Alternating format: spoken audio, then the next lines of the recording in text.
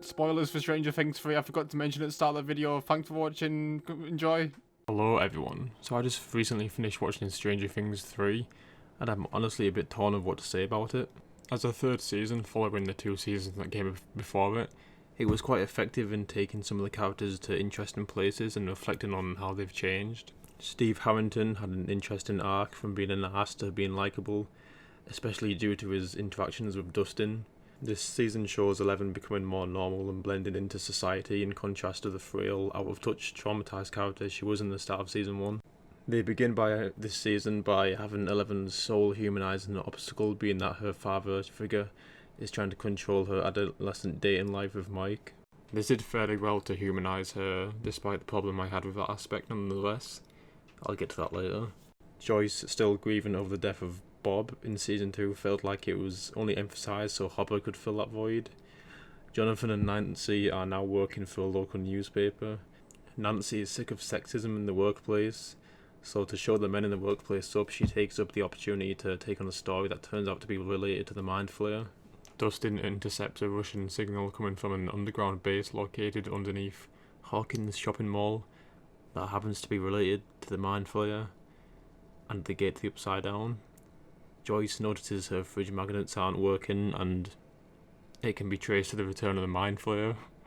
Eleven and Max are goofing around using Eleven's telepathic abilities. They decide to spy on Max's brother Billy, and it just so happens he's possessed by the Mind Flayer.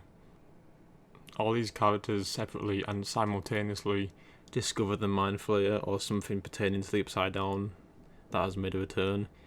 Listen, by now you probably know what I'm going to say, that this was all far too contrived and coincidental, that all these characters discovered the same thing in their unique ways. In a sense, that is what I'm putting forward to an extent, but at this point in Stranger Things 3 it didn't really bother me. What bothers me is they didn't do the simple alternative of actually communicating with each other straight away when the threat returns. Don't get me wrong, there's a lot to love with Stranger Things 3 that deserves recognition, so I will detail the positives later on. But in terms of writing, I think this season suffers from having the exact same structure as the first and second season. I'm talking about the structure of having the cast of characters being segregated for the entire season, having their own individual adventures and eventually intertwining in the last 2 or 3 episodes, thus bringing the characters together. Now, this structure worked and made sense in the first season as the characters were trying to make sense of the supernatural occurrences transpiring around them. None of the characters truly understood the magnitude of the threats in the Upside Down world. None of the characters knew their close family and friends were also experiencing similar terror. In season 1 it makes sense for all the characters to finally unite, but here, and also in season 2, it felt a bit unnatural. As soon as Joyce and Hopper even had a slight inkling that the threat might have returned, Hopper would have surely informed Eleven, the girl directly related to the world's supernatural elements, and the girl who closed the portal herself. Joyce took way too long to decide to tell her kids. She needed undeniable confirmation before doing so. In fact, all these characters experienced the supernatural, and they should have surely consulted with Eleven immediately. As she has the telekinesis and the means to wipe the floor with the creatures from the Upside Down. Honestly, I just think this season was full of plot inconveniences due to the characters' refusal to communicate with each other, and this was extremely off-putting to me. So my issue with Hopper's drive to prevent Eleven from dating Mike was that he was acting like they're both just your average run-of-the-mill juvenile couple, but they've actually been through a lot of fatal stuff with each other. So you'd think he'd let them do whatever they wanted, or at least be more lenient, because the circumstances have been more life-threatening. And Will Byers is given next to nothing to do except from alarm the rest of the group when the Mind Flayer is coming because of his goosebumps in his neck. Every so often he's like, "Oh, my neck is tingling, guys, he's coming." Other than that, the story doesn't explore him any further, other than his disgruntled feelings when his friends show more interesting girls in D&D. What did take me by surprise is how much of a centerpiece Max's brother Billy becomes, especially by the end of this season. He becomes the focal point as the Mind Flayer the mind flayer manifests from within him to hide in plain sight.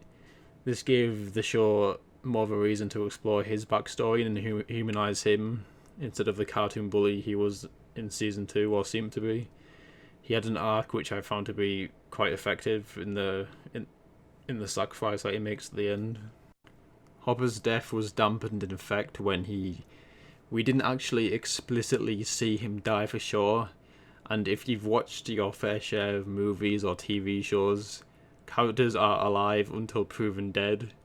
Now, whether or not he will return in later seasons is quite irrelevant, because nevertheless, it's quite clear that the nature of his death scene was done in a way so if the writers wanted to bring him back, they could just do so and make up some flashback through retroactive continuity. They'll just retcon it. And by the sounds of it, Hopper will return, as in the post-credit scene there's a mention of an American prisoner in the Russian facility where they're keeping the Pell's creature or something. Ultimately, my problems with this season boils down to it feeling like another season with the if it ain't broke, don't fix it mentality, but it's taken way too far, as it just seems identical in structure, pacing and tone, and it just makes every season feel the same and hard to distinguish from one another in retrospect. However, there are things that I can't help but praise in this season. The set design of the shopping mall was immaculate and really vibrant. It really captured the tone and aesthetic they were gunning for with the time setting. The dialogue and character interactions is still as funny and as quirky as it's ever been, with great chemistry sustained between the clashing and matching personalities throughout. I grew to like the Russian-speaking scientist, so it was quite an emotional gut punch when he was killed off. The Arnold Terminator 2-esque mercenary was something that I enjoyed in a schlocky sort of way, because it kind of matches the tone of the universe. The scenes where the possessed humans decompose and liquidize into the flesh for the mind flayer to consume was grotesque and disgusting, utterly horrifying. I loved it. Most of the things I enjoyed in this season were mostly like superficial elements, like, you know, set design and all that.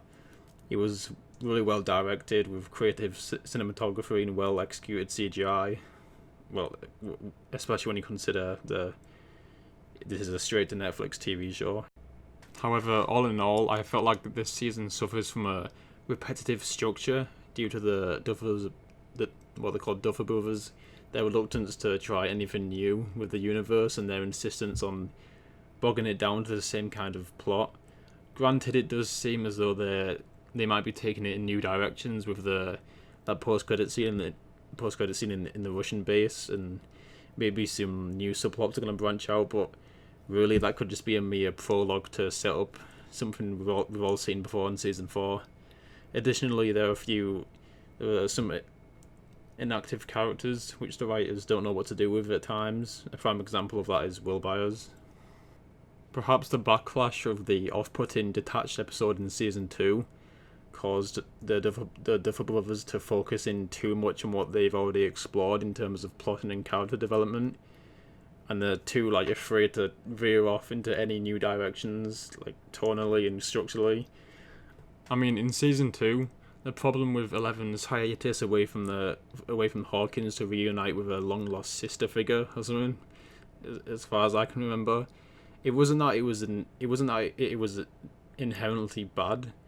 It's just that it was a complete deviation from the plot of season 2 and brought the tension to a grinding halt, because I think there was like a cliffhanger ending of an episode, and then we were forced to sit through this deviation with like 11 going to Chicago or something, and then we got back to the actual what we cared about. So it was just like a victim of awkwardly plotting a deviation episode, like 11's adventure in there, but I don't think it was inherently bad as far as I can remember. Anyway, thank you for watching this review. Be sure to comment down below if you disagree with me, or you can point anything I missed out on. I know this review wasn't as in-depth as my previous dissections of media, and it's just because I've had problems with my laptop, so it's been a while since I've made a video, and I've been focusing on script writing a bit. I'm now using a different system, a different PC, so I'm just trying to get back into the swings of things. So yeah, anyway, thanks for watching again. See you next time.